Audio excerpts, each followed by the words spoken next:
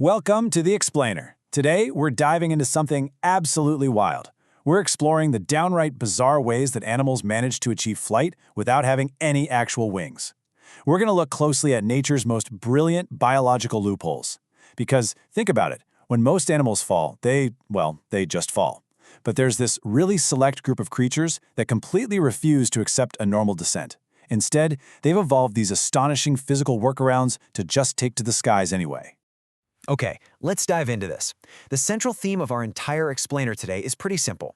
The contract with gravity is renegotiable. It just costs a different currency. Biology has proven time and time again that an organism doesn't actually need to be a bird or a bat to avoid hitting the ground. They don't just accept a plummet. Instead, they pay a totally different anatomical currency to defy gravity and actively shape their fall.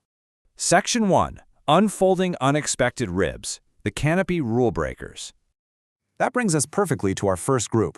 We're heading up into the treetops of Southeast Asia to look at two distinct animals that use their own skeletons, specifically their ribs, to break the rules of the canopy and take to the open air. Now, when you hear the word gliding, you probably picture a passive descent, right? Just sort of falling with style. While the paradise tree snake does something entirely different. It engages in active aerodynamic work. To launch, this snake actually curls into a J shape on a branch, springs forward, sucks in its belly, and literally flares its ribs out to double its body width. It basically turns itself into a flat ribbon and starts slithering through the air in this side-to-side undulation. This active slither shifts its center of mass forward in pulses, which keeps the angle of attack correct against the airflow. If it stops slithering, the snake stalls out.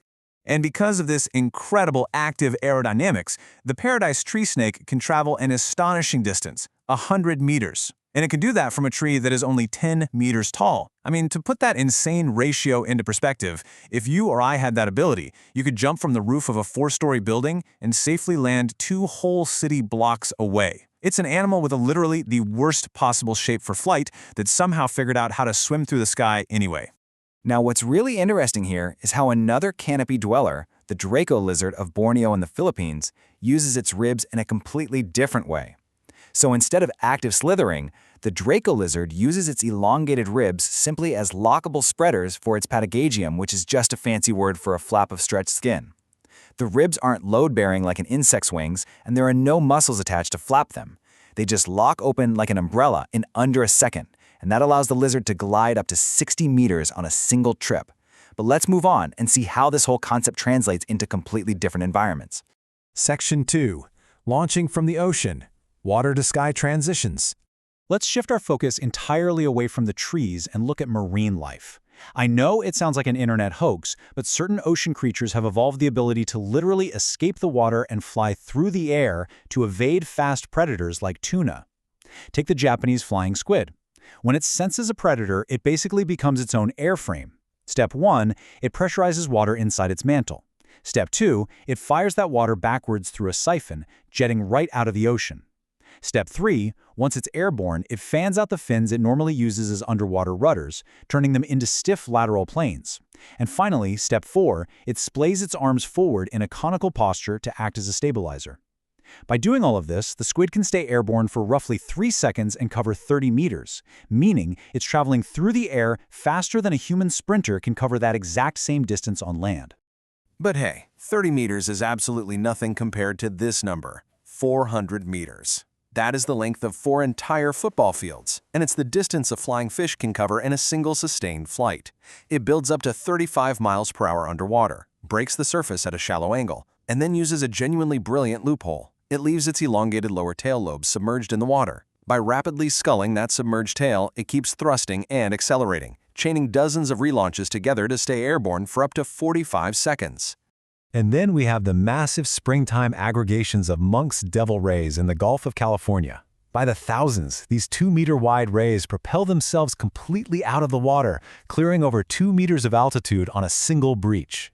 The leading scientific theories for why they expend this massive amount of energy include courtship displays, parasite removal, communication via the really loud slap when they hit the water, or, of course, predator evasion.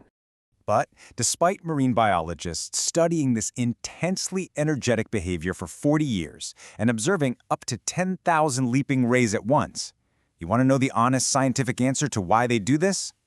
It's simply, we don't know yet. The line between swimming and flying gets remarkably thin out there, and the exact reason remains completely unknown. Section 3. Steering a free fall. Dropping with purpose. Let's leave the ocean and head back into the trees. Here, we're going to examine animals that don't generate aerodynamic lift or use jet propulsion. Instead, they sign the gravity contract by aggressively shaping, controlling, and steering their inevitable descent. Wallace's flying frog, for example.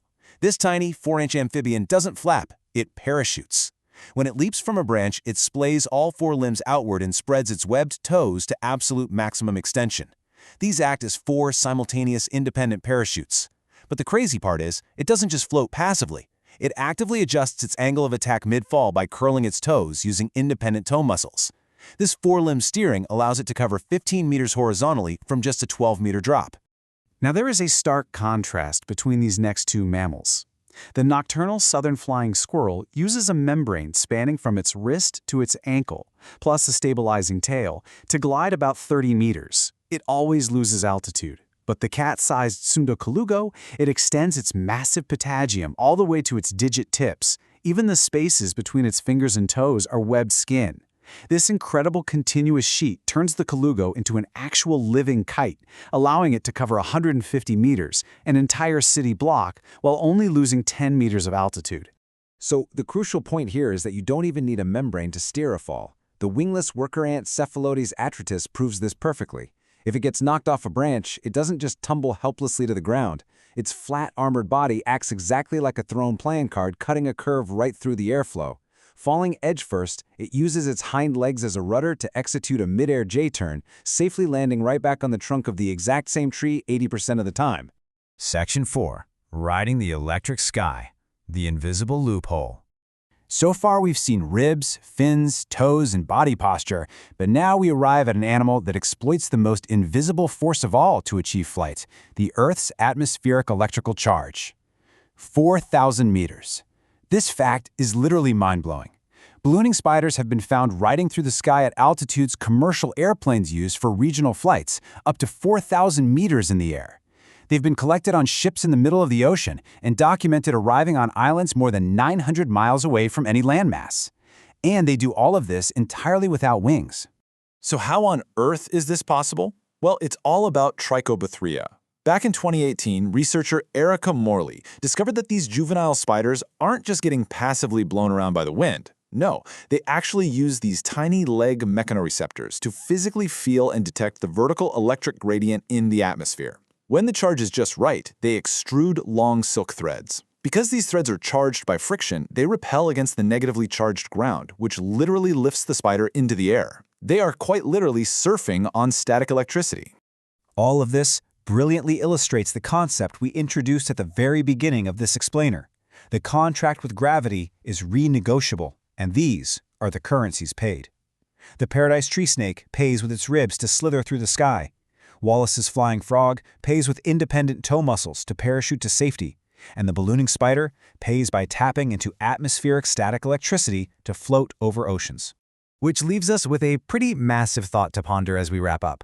If spiders can ride invisible electricity, and wingless snakes can actively slither through the open sky, what other biological loopholes are hiding in plain sight?